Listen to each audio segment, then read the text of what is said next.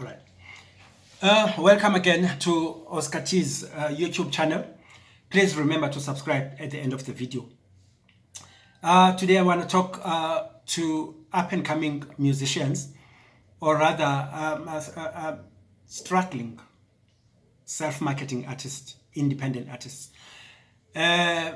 Today's subject is putting together your own show.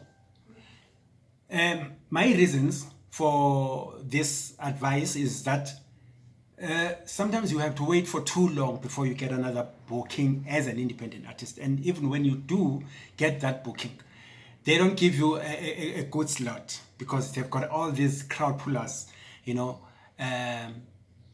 at the end of the show or in the middle of the show. So they put you at the beginning of the show. And at that time, there's only 10% of the people that are going to attend the show. So it's not a good slot at all. And another thing, you don't get paid from such events. And you don't even get a respect from some of the people watch. And some would be like, okay, some would be busy doing their things there because, look, you were not even a big name on the poster. They put all the headliners and then they said, and many more. So putting together your own event gives you that pride that when you look at the 500 people that you see in that hall, you know that it's your own efforts that made that happen. You know that you attracted those people, they are yours, as opposed to performing for 20,000, 50,000, 100,000 people that you did not attract, that are not yours. Of course, that is the goal, that is where you're going to be getting. But at startup, you still need to do things by yourself and until you get the recognition that you so deserve. Now, putting together your own show, there are a few points that I want us to look into. First of all, the importance of securing sponsorship if you can. I know it's difficult for some people because some people don't even have registered companies. Hey? Some people are just artists that, they perform and they love to perform. Though it's advisable that you try by all means to get all the documentation, the necessary documentation in running of your business so that you can be able to comply when you seek sponsor, when you, whatever it is that you may be looking for, sometimes even for government bookings and things like those. So, but I'm going to speak and accommodate even those people that don't have everything as yet. So I will say rather get an individual who does have the money and speak to them, pitch your idea and then get funding if you cannot meet all the financial requirements to put your show together. But then if you can, you may do it by yourself, but then make sure that you every cent counts. Now the points to look into are the date of your event. When you choose a date for your event, choose a date that you know that in the town or the city or village or township or wherever it is you're doing your show. Check first, when do people get paid? The majority of the people, of course, especially your target market. Find that one out first. Then once you know, you base your date on that, on whether the people will be having money or not. Then you choose a good date. Also check whether there's going to be other events taking place. And then so you choose your date accordingly. And seasons are also very important.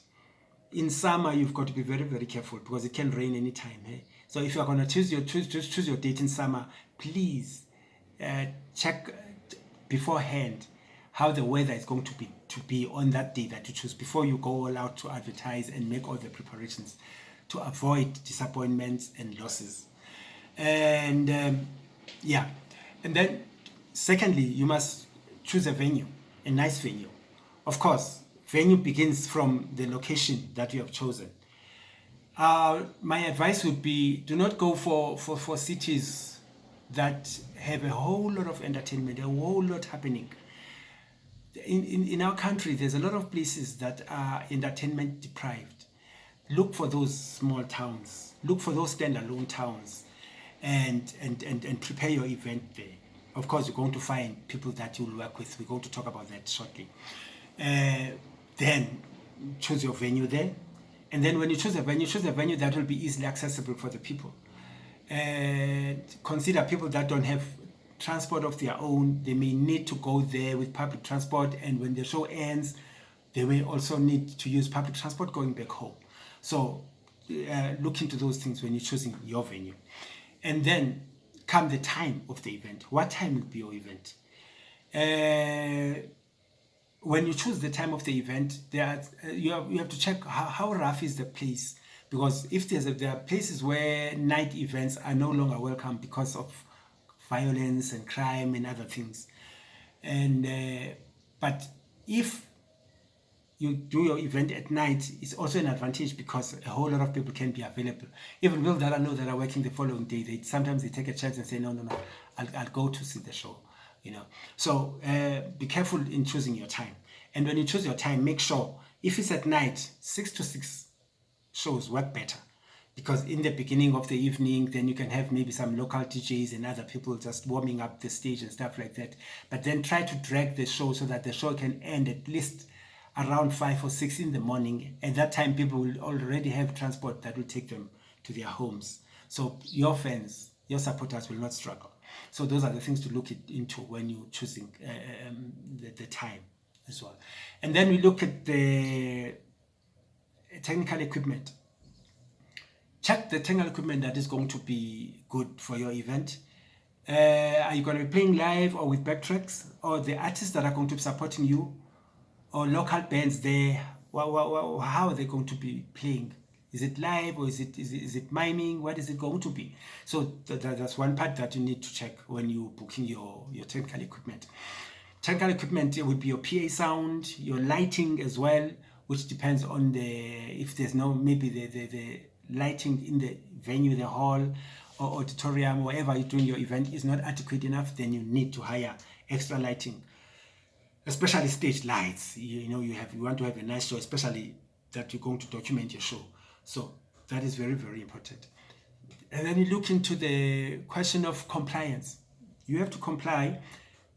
Get all the permits that you need for you to run a show where you are going to. Don't go there, speak to the people in the hall, book their hall, start putting up your adverts and stuff like that, and preparing to go to the show without speaking to certain people that you need to speak to. Well, it varies from place to place.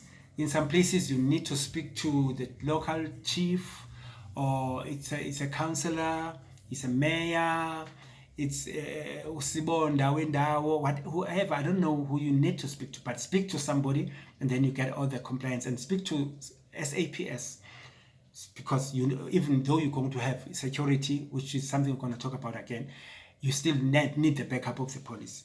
So get all those documents in writing before you even start doing anything, before even paying for the hall and starting to advertise. And then check the local bands there, because you need to show support. You're taking the entertainment to the people of the place, but you're supporting also the local musicians in that place. They must come to the event. You'll negotiate to see what you'll give to them, but they need to be there because they're going to be attracting some of the people. Remember, they play there in all the local events. Some people know them. They probably have some followership. There are people that will go there for them, even if it's 2 people. So make sure that you give recognition to them by putting them up in your lineup, negotiating with them. That also forms part of the compliance. And then, if your budget allows you, try find out about event insurance companies and check how much they charge you. Give them the whole information about your event, and then make a payment for insuring your event, so that if anything goes wrong, at least you don't lose. Say disaster, maybe a tornado or something, or a storm, or something just happens, and then your show does not take place. Then you need such. And okay, before we move on that part of technical equipment, you must also always have a backup of a generator if you can, because sometimes we have load shedding, or sometimes power can trip anytime. So you need to have such. You must always be prepared. There's nothing that must happen that will cause your event not to take place, because you've spent a lot of time and money putting together that event. And then you have to have a lineup for your event. Who are you going to have in the lineup? Of course, it is your show, so obviously It is your show, not as a music promoter. It is your show as an independent artist. So obviously you are the headliner. And then we've also spoken about local bands, which form part of the lineup.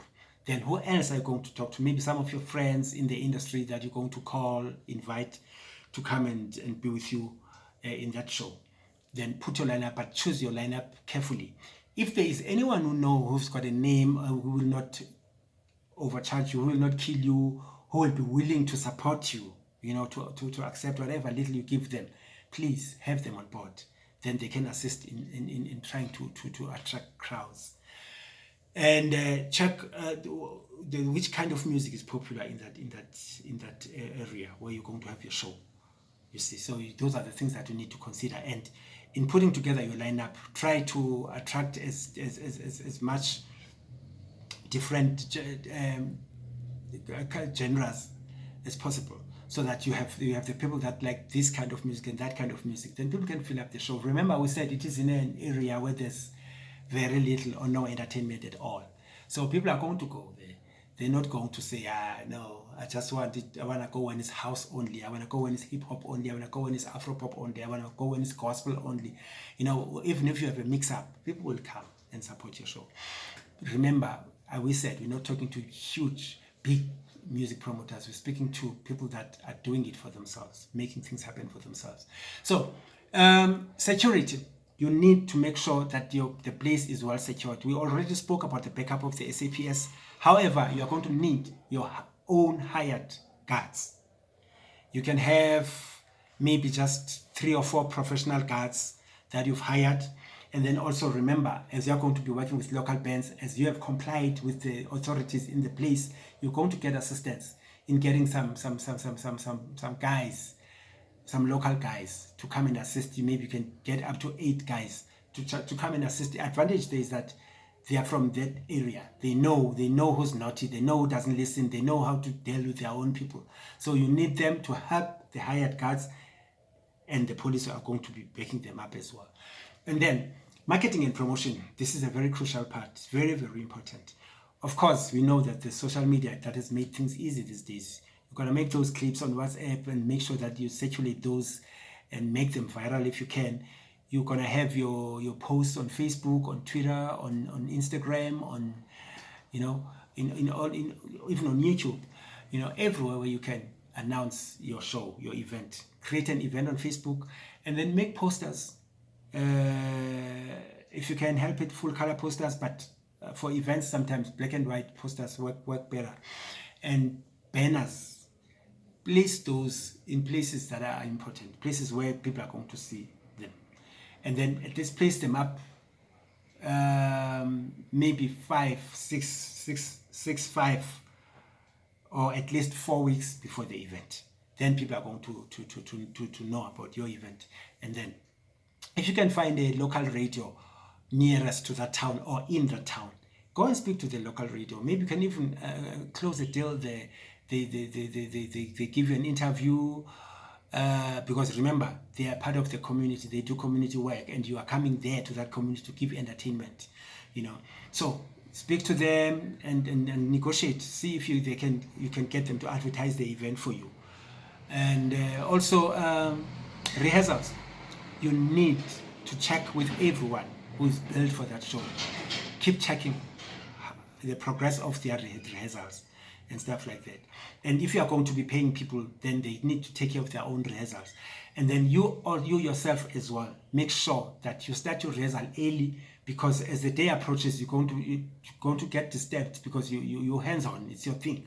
There's going to be calls coming. You're going to be having to travel here and there and stuff like that. So start your rehearsal early so that at least your performance can be tight before you even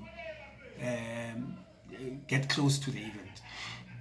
And then tickets and accreditation. Make sure, before the day of the event arrives, obviously you're going to give all your artists, all the security guards, the MCs, everyone is going to partake in your event, all the accreditations.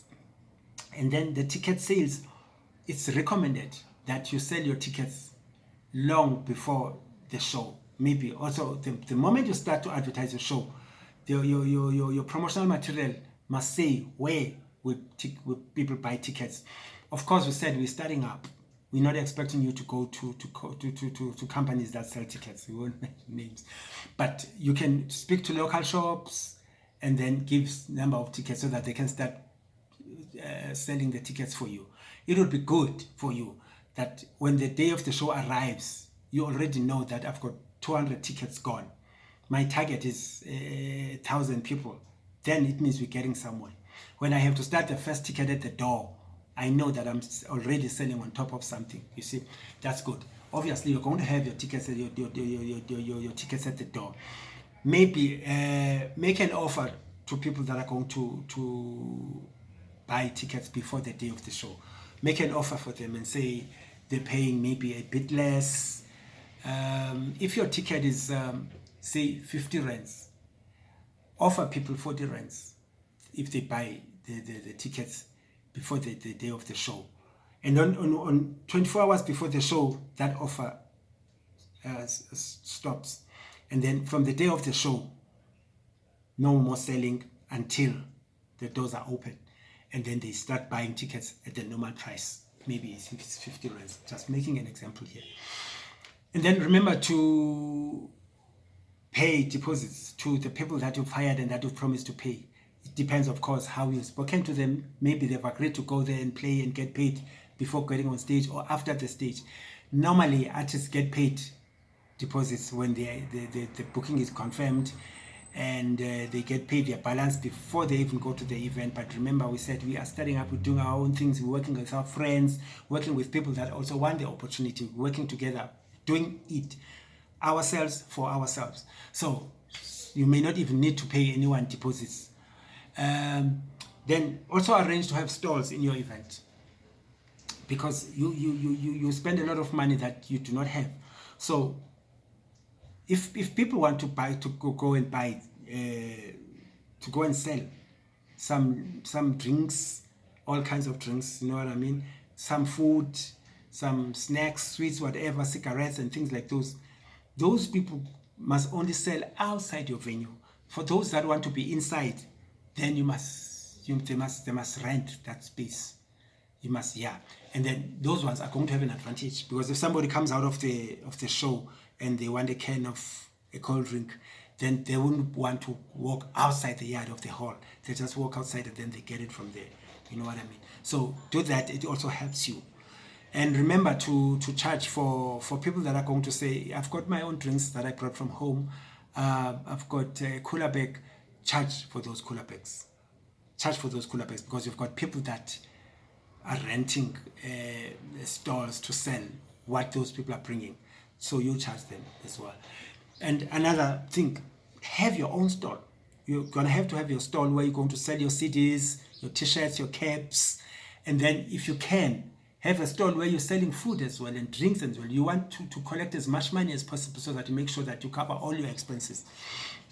And accommodation.